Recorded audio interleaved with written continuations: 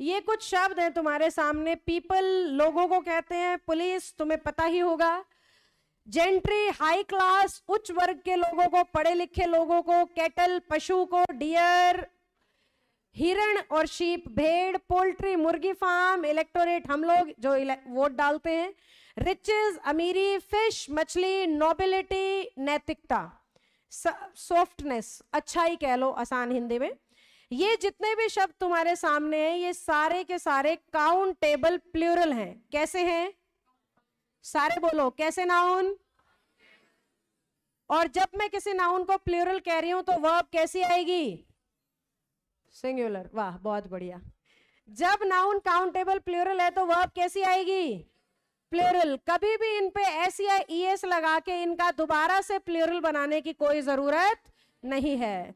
तो इन शब्दों को देखते ही बच्चे को याद आना चाहिए ये काउंटेबल प्लूरल नाउन है और इन पे कभी भी एस या ईएस का इस्तेमाल नहीं होता और इनकी वर्ब भी हमेशा कैसी आएगी? प्लूरल, सिवाय एक केस के।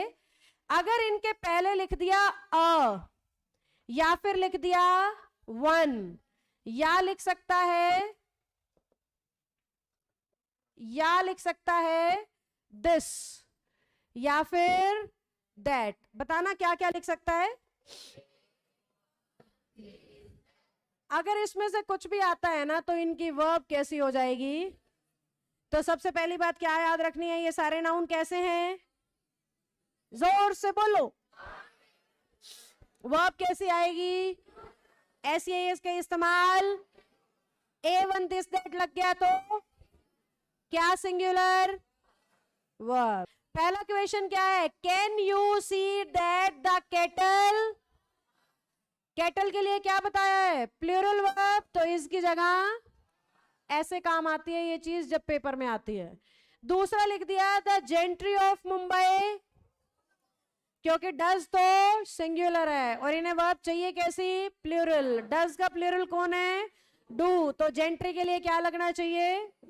समझ में आई मेरी बात?